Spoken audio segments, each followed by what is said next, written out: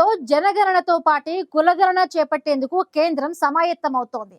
మొత్తం 2 దశల్లో జనగణన ప్రక్రియ పూర్తవుతుందని కేంద్రం జారీ చేసిన నోటిఫికేషన్లో పేర్కొంది. జనగణనతో పాటు కులగణన ప్రక్రియను కూడా అదే సమయానికి పూర్తి చేయనున్నట్లు కేంద్రం వెల్లడించింది. ఈ నేపథ్యంలో కేంద్రంపై తాజాగా కాంగ్రెస్ సంచలన ఆరోపణలు చేసింది. కేంద్రం కావాలనే కులగణనను ఆలస్యం చేస్తోందని కాంగ్రెస్ తీవ్ర స్థాయిలో ధ్వజమెత్తింది.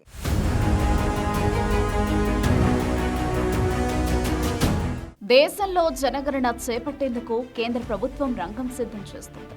ఈసారి జనగణనతో పాటే కులగణన కూడా చేపట్టనున్నట్లు కేంద్రం ఇప్పటికే వెల్లడించింది. దేశ 16వ జనగణనను 2027 ఫిబ్రవరిలో చేపట్టనున్నట్లు కేంద్ర ప్రభుత్వం జారీ చేసిన నోటిఫికేషన్లో పేర్కొంది. మొత్తం 2 దశల్లో జరగనున్న జనగణన 2027 మార్చి 1 నాటికి పూర్తవుతుందని కేంద్రం జారీ చేసిన నోటిఫికేషన్లో పేర్కొంది. జనగణనతో పాటు కులగణనను కూడా అదే సమయానికి పూర్తి చేయనున్నట్లు కేంద్రం ఇప్పటికే తెలిపింది. ఇందుకోసం కేంద్రం 2027 మార్చి 1ని రిఫరెన్స్ తేదీగా నిర్ణయించింది. అంటే ముందు రోజైన ఫిబ్రవరి 28వ తేదీ రాత్రి 10 గంటల కల్లా జనగణన పూర్తి కానుంది. అయితే అంతకు ముందే 2026 ఏప్రిల్లోనే తొలి విడత హౌస్ లిస్టింగ్ ప్రారంభం కానుంది.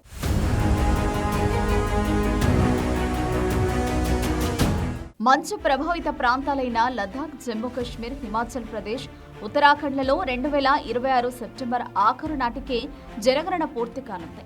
ఈ ప్రాంతాలకు 2026 అక్టోబర్ 1ని రిఫరెన్స్ తేదీగా ప్రకటించింది ప్రభుత్వం. జనగణన కోసం మొత్తం 34 లక్షల మంది గణకులు, సూపర్వైజర్లు, 1.34 లక్షల మంది సిబ్బంది పనిచేస్తారు. ఈసారి జనాభా లెక్కల సేకరణ అంతా ట్యాబ్ల ద్వారా పూర్తిగా డిజిటల్ రూపంలోనే సాగుతుంది. ప్రభుత్వం వెల్లడించే పోర్టళ్లు, యాప్లలో ప్రజలు సొంతంగానే తమ వివరాలను నమోదు చేసే వెసులుబాటు కూడా ఉంది. డేటా భద్రత కోసం కఠినమైన చర్యలు తీసుకుంటున్నట్లు కేంద్ర హోంశాఖ తెలిపింది. సమాచార సేకరణ, బదిలీ, స్టోరేజీని అత్యంత కట్టుదిట్టంగా చేపడుతున్నట్లు కేంద్రం ఇప్పటికే పేర్కొంది.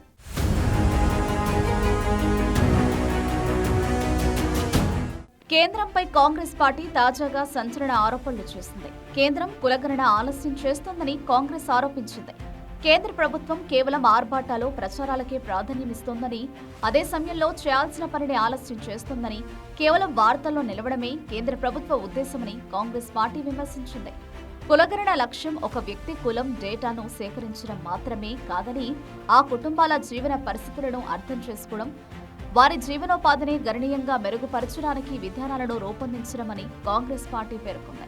కేంద్రంలోని బీజేపీ సర్కార్పై కాంగ్రెస్ ప్రధాన కార్యదర్శి సచిన్ పైలట్ తీవ్ర స్థాయిలో విమర్శలు గుప్పించారు.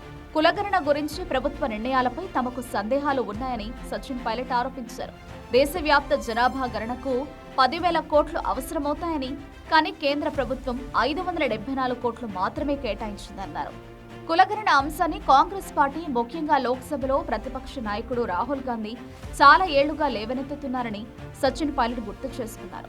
కాంగ్రెస్ బలమైన డిమాండ్ కారణంగా మోదీ ప్రభుత్వం కులగణన ప్రకటించిందని సచిన్ పైలట్ పేర్కొన్నారు.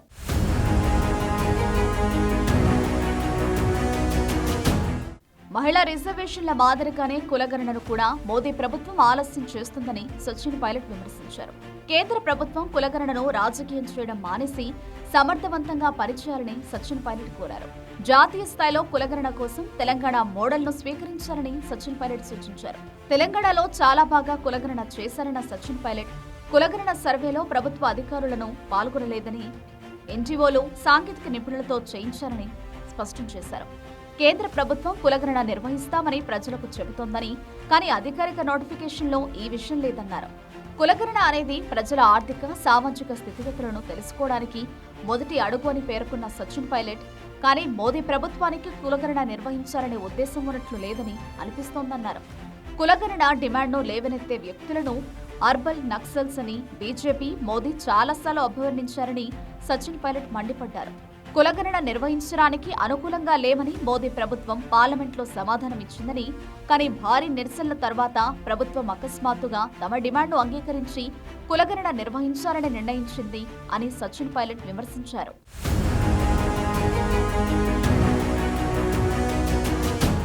మరోవైపు కులగణన విషయంలో కాంగ్రెస్ పార్టీ చేస్తున్న విమర్శలపై బీజేపీ స్పందించింది. దేశవ్యాప్తంగా జనగణనతో పాటు కులగణన నిర్వహించాలని నరేంద్ర మోదీ నేతృత్వంలోని కేంద్ర ప్రభుత్వం నిర్ణయంతో సమాజంలో విభజనను సృష్టించడం ద్వారా అధికారాన్ని పొందాలని కాంగ్రెస్ ఆశ విచ్ఛిన్నమవుతోందని కమలం పార్టీ ఆరోపించింది. అందుకే 2027 జనాభా లెక్కలపై కాంగ్రెస్ నిరాశతో తప్పుడు ప్రచారం చేస్తుందని బీజేపీ మండిపడింది.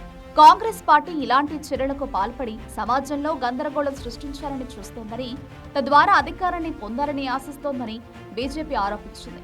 కాంగ్రెస్ లక్ష్యం నాశనమవుతుండడం వల్ల అబద్ధాలను వ్యాప్తి చేయడానికి ప్రయత్నిస్తోందని, ప్రభుత్వం విడుదల చేసిన పత్రికా ప్రకటనలో జనాభా గణనతో పాటు సామాజిక ఆర్థిక అంచనా, కులగణన కూడా నిర్వహిస్తామని స్పష్టంగా ఉందని బీజేపీ తెలిపింది. కాంగ్రెస్ ఎల్లప్పుడూ కులం పేరుతో ఓటు బ్యాంకు రాజకీయాలను చేస్తుందని, కానీ వెనుకబడిన వర్గాల కోసం ఏమీ చేయలేదని బీజేపీ విమర్శించింది. 1951లో కులగణన ఆపాలని కాంగ్రెస్ పార్టీ నిర్ణయించిందని, కాకా కలేకర్ మండల కమిషన్ నివేదికను విడుదల చేయడానికి అనుమతించలేదని బీజేపీ ఆరోపించింది.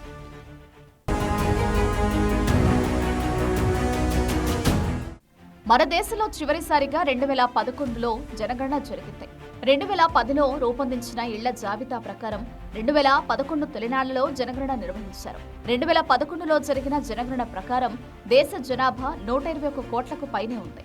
భారతదేశ జనాభా 17.7% మేర పెరిగిందని అప్పట్లో గుర్తించారు. వాస్తవానికి 10 ఏళ్లకు ఒక్కసారి నిర్వహించే జనగణన నిర్వహణకు 2021లోనూ అన్ని ఏర్పాట్లు చేశారు. కరోనా మహమ్మారి వ్యాప్తి, లాక్డౌన్ల నేపథ్యంలో జనగణన ప్రక్రియను వాయిదా వేశారు. 2027లో జనగణన ప్రక్రియ పూర్తయ్యాక ఆ సమాచారం ఆధారంగా లోక్సభ, అసెంబ్లీ నియోజకవర్గాల పునర్విభజన చేసే అవకాశం ఉంది. 2027లో దేశంలో జనగణనతో పాటే కులగణన కూడా నిర్వహించేందుకు రంగం సిద్ధమవుతోంది. జాతీయ జనాభా లెక్కల ప్రక్రియలో కులగణన గణనను భాగంగా చేయడం ఇదే తొలిసారి. కులగణన సమాచారం ఆధారంగా భారత ప్రభుత్వం విధానపరమైన నిర్ణయాలను తీసుకోవచ్చని రాజకీయ పార్టీలు, పలు రాష్ట్ర ప్రభుత్వాలు వాదించాయి. అంతేకాదు, ప్రభుత్వ విధానపరమైన ప్రణాళికలను, సంక్షేమ కార్యక్రమాలను రూపొందించొచ్చని రాజకీయ పార్టీలు కేంద్రానికి సూచించాయి. ఈ నేపథ్యంలో జనగణనతో పాటు కులగణన నిర్వహణకు అంగీకారం తెలుపుతూ కేంద్ర ప్రభుత్వం నుంచి ప్రకటన వెలువడింది.